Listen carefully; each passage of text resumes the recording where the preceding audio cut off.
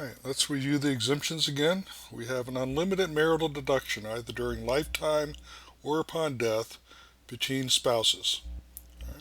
We also have an exemption for anything left to charity or gifted to charity during lifetime. It has to be what's called a qualified charity, which is a 501c3 charity. You can actually check the name of charity by going to the IRS website. It's called the unlimited charitable deduction. Now, if you give something during your lifetime to a charity, you also get an income tax deduction for it. That's an itemized deduction, although this year there is something called an above the line exclusion for singles or married couples. $300 basically reduces the amount that's subject to income taxes. It's a small amount above. It was basically designed to encourage small gifts to charity this year because of the COVID-19 crisis. But other than that, those are itemized deductions, and there are limits on it. For example, if you give cash to charity, you can only deduct up to 50% of your adjusted gross income. If you give certain types of property to charity, it's either 20% or 30% of your adjusted gross income, or basically how you give property. If you give it outright, that's one way. If you give it into a type of trust for them, it's a separate limitation. So we have the charitable deduction. We also have the annual gift tax exclusion. Again, that's $15,000 per donor, per the person giving, per donee, per person giving to. It can be anybody who can be the donee. And a husband and wife, if they want to give to a child, can give $15,000 each calendar year. So that's a total of $30,000. That $15,000 amount is adjusted for inflation. So it goes up every several years in $1,000 increments. And then we have the educational expense exclusion. That basically allows someone to pay tuition expenses for purposes of either colleges or private primary schools, secondary schools, basically any private school that qualifies for that. And that tuition must be paid directly. So, for example, if you're here at college and your parent says, here's $5,000, put that in your bank account, go pay your tuition with it, that doesn't qualify for the tuition exclusion. The parent would have to make the check payable directly to WKU or somehow get it charged directly to WKU. Then we have the medical expense exclusion. As long as you can pay somebody else's medical expenses, as long as they are not reimbursed by insurance, and anyone can do that for any person. It's an unlimited amount, but it has to be paid directly to the medical provider. And a lot of times, somebody who's had, for example, major surgery or something, there will be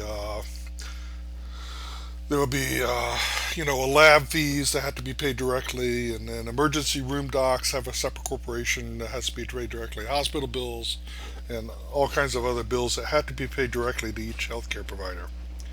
Now, I want to address the 529 college savings plan. This is a very common way of saving for college. Basically, you gift money into an account called a 529 account. It grows income tax free. All right. So I just want to put here income tax free. All right. It can also be basically gift tax free. The amount that you can put into it is limited, but we'll discuss that. But basically, it has to be used for educational expenses. So money that comes out of the account has to go to tuition, other fees, room and board, computer cost.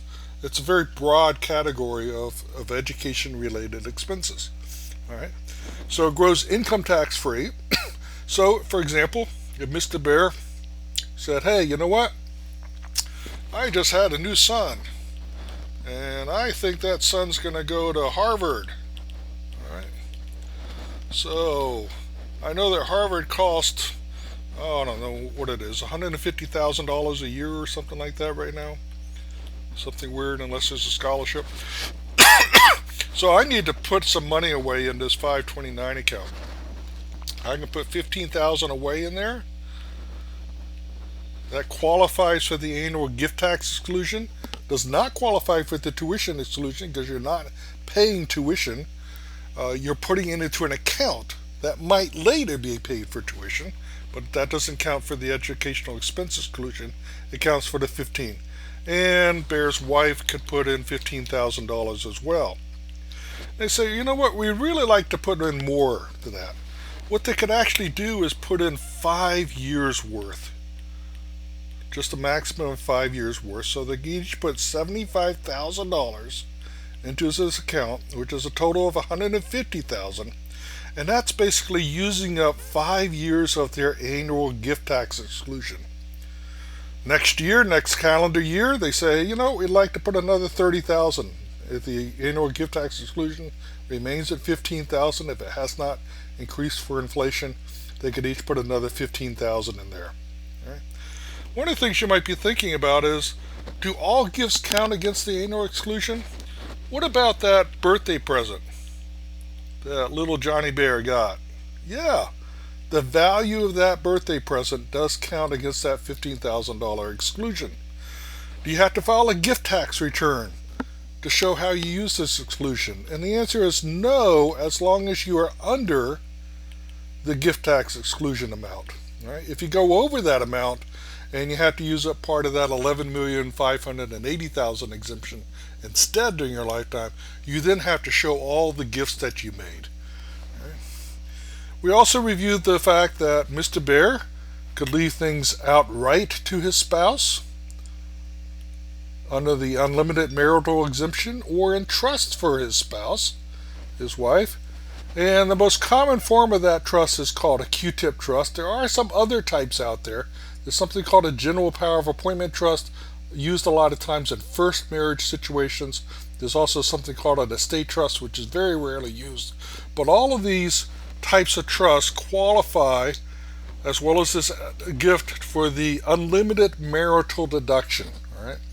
Basically, it defers tax in this case until the death of the spouse. Anything that goes into these trusts is part of the spouse's estate for estate tax purposes.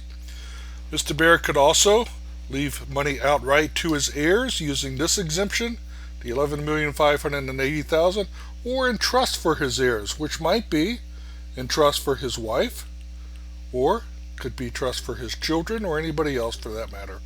Or a trust could have multiple beneficiaries. So basically what we're covering here is a concept called A-B trust. A are the marital trust. In this case, we've reviewed it in the context of a Q-tip trust. B is something called a family trust. And just to illustrate again, you can have one trust agreement. And that one trust agreement says, during my lifetime, I have a revocable trust. Or living trust, sometimes it's called. And then when I die, I am going to maybe leave some things outright to my children. Maybe I'll put other things in trust for my children. And then I'll create a Q-tip trust for my wife. If it's a second marriage situation, that's more likely to happen if I have substantial estate.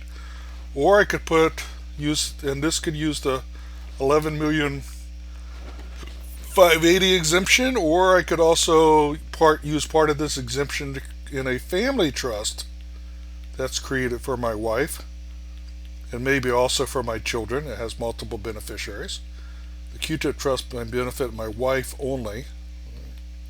All right, and again, this is called the B trust, and this is called the A trust, if you ever hear about A trust or B trust. And then we could say, you know what, if I put things in trust for my child, I could actually say when my child dies, it continues in trust for my child's grandchildren. So I could create trust in my grandchildren, and I could have all this done under one trust agreement. One trust agreement says all these things. All right. So, yeah, I love to write, to have long documents. What I really want to cover in this lecture after that review is something called a Crummey trust. Yeah. And in fact, it's a Crummey type of trust. It's actually the second most commonly used estate tax technique. And It is often used to make gifts to heirs, all right, but not have them immediately receive the property. It's often used for something called an irrevocable life insurance trust. So basically, what you do is you create an irrevocable trust during your lifetime. You can't change it. Okay? You name somebody else to be the trustee. Somebody not you. It could be your wife. Most often, a lot of times, it's someone separate, and you gift money into it. You remember that annual gift tax exclusion? We're going to put $15,000 a year in there. Maybe it's a joint irrevocable trust created by both a husband and a wife. So the wife also puts $15,000 a year in there, and it benefits a child. All right. All right. Now, this qualifies for the annual gift tax exclusion, but only if the child has the right to pull the money out of there. Pull out the money. And that's done by what's called a Crummey power, which basically is a provision in the trust that says once you get notice that money has been put into this trust here, all right, you have 30 days, sometimes it's 60 days, sometimes it's 45 days, all right, you have 30 days to pull the money out of that trust, all right, and that's what makes this what's called the gift of a present interest, as opposed to something called a gift of a future interest. You want to get something in the future, all right? It's kind of a crummy power because let's say the child does pull the money out of there, all right? Now, if a child is a minor, they're represented by basically a parent who represents their behalf on this, or someone else is appointed for the child under the terms of the trust to make that decision, depending on how the trust is set up. And but let's say the child is an adult, all right? Let's say the adult, they're 21 years old and not in college, and $30,000 has been put in this trust, and the child gets notice. They've got a right to pull out that 30 days, and they do, all right? They pull it out, all right? What's going to happen? Well, husband and wife may not have wanted the child to get that money right away. All right?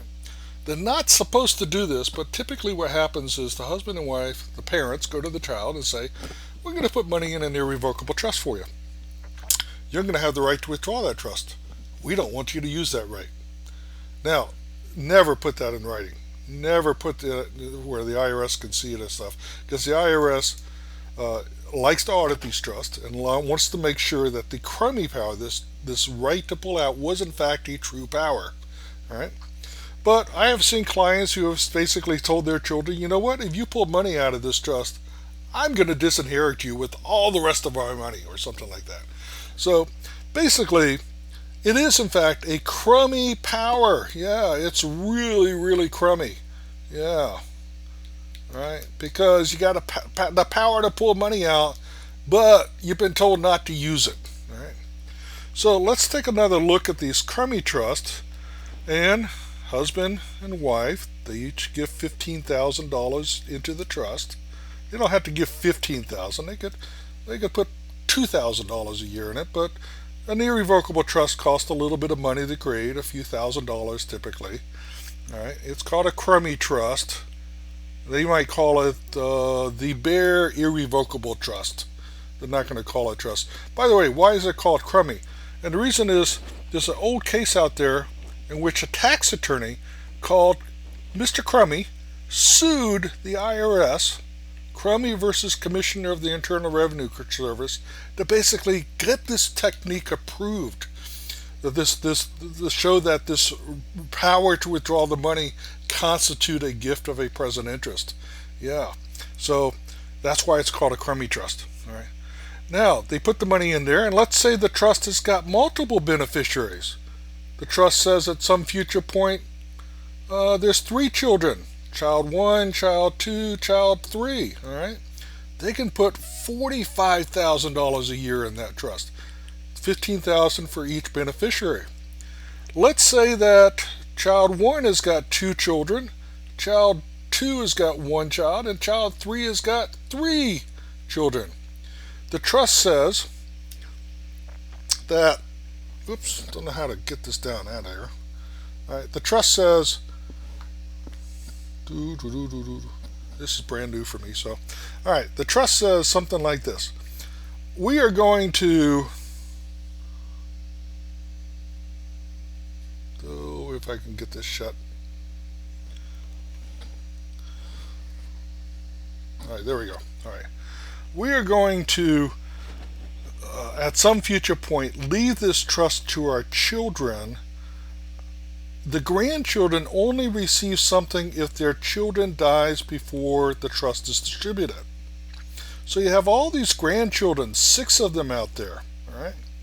What happens though is that the right to withdraw $15,000, that right to withdraw is given to each child and each grandchild. So they all get notices. That is a total of 9.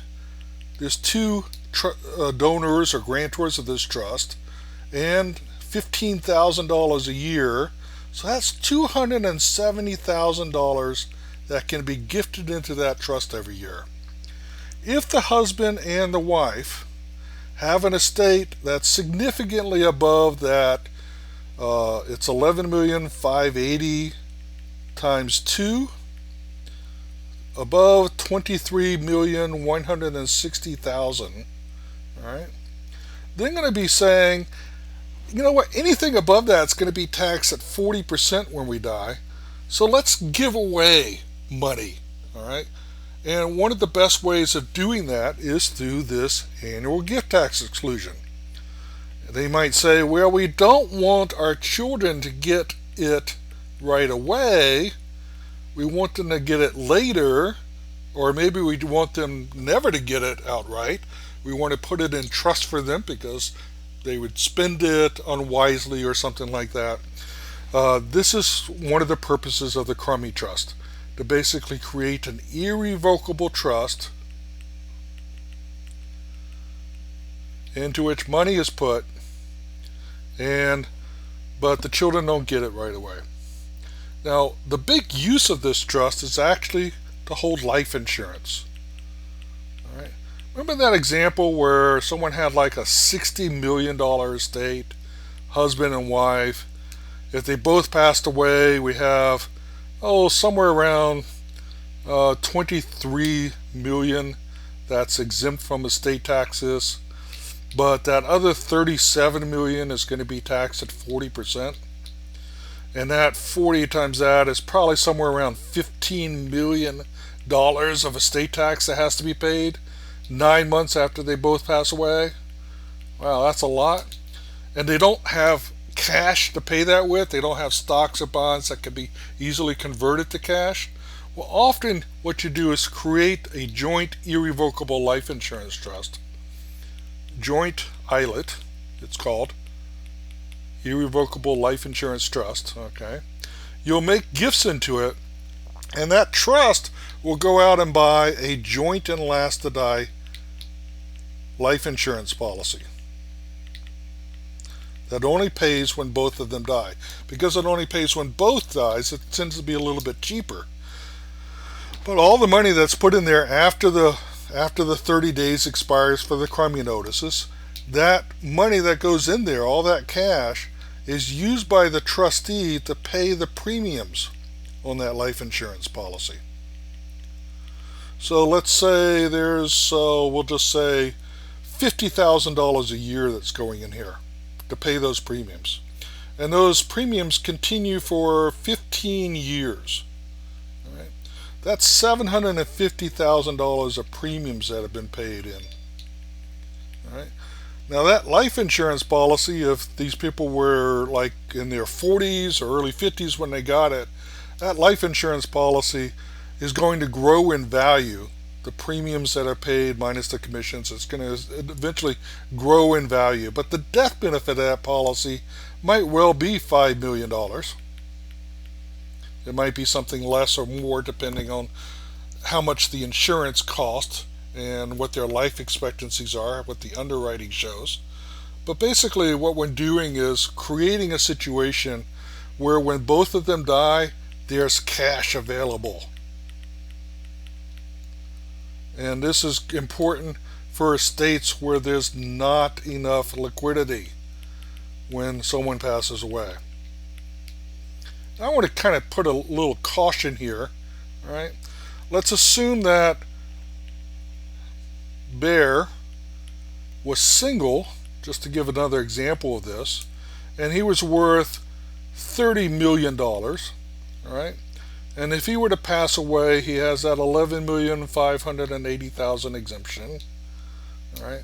So that means $28,420,000 is going to be taxed at 40%. That's going to be somewhere around, we'll say 11.5 million, somewhere in that range. Okay, that's the tax that's going to be owed.